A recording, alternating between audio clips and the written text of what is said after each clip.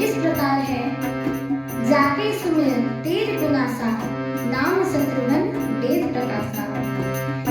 यह एक ऐसा महामंत्र है जिसके जाप करने से आप अपने दुश्मन का सर्वनाश कर सकते हैं। इसलिए आप सभी भाई बंधुओं से, माताएं बहनों से मेरी बस एक छोटी सी विनती है कि कृपया इस महामंत्र का अपने अपने घर में कृपया सुमिरन करते रहें, हनुमान चालीसा का पाठ करते रहें एवं सुंदरकांड का पाठ करते रहें, राम जी को मनाते रहें, हनुमान जी को मनाते रहें और यही कामना करें कि हे प्रभु, जिस तरह से पाकिस्तान ने हमारे साथ ये महाघोर अन्याय करा है उसको इसका फल अवश्य मिलेगा।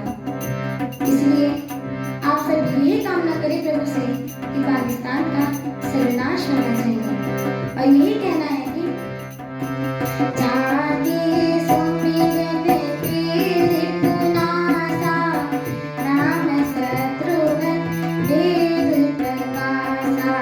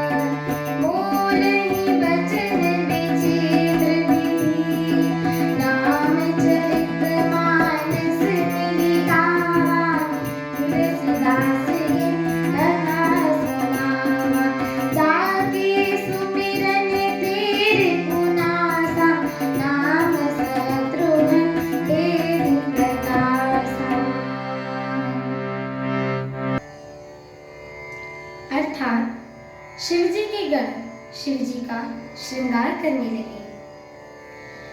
सर पर जटाओं का मुकुट बनाकर उस पर सांपों का मोर सजाया गया।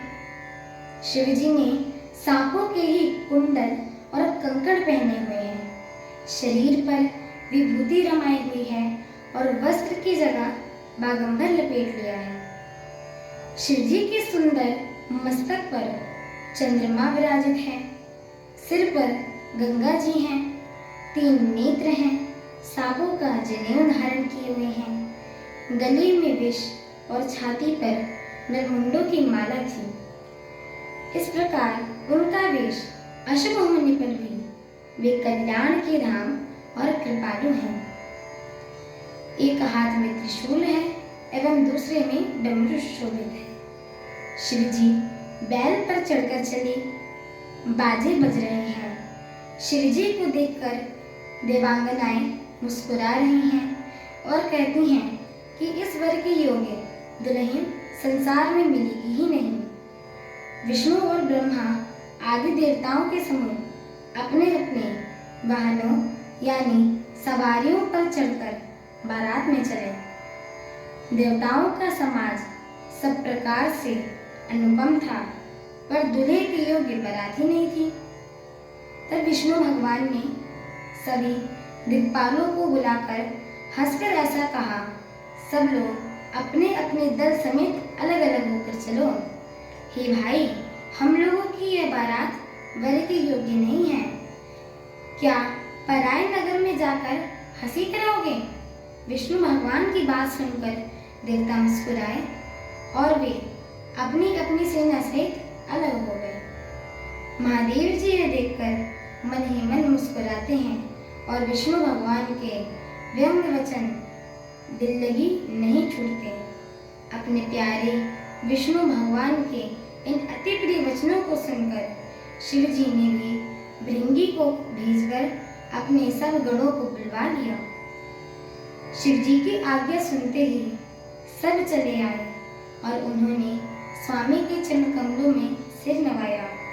तरह तरह की सवारियां और तरह तरह के वेश वाले अपने समाज को देखकर शिव जी हंस पड़े।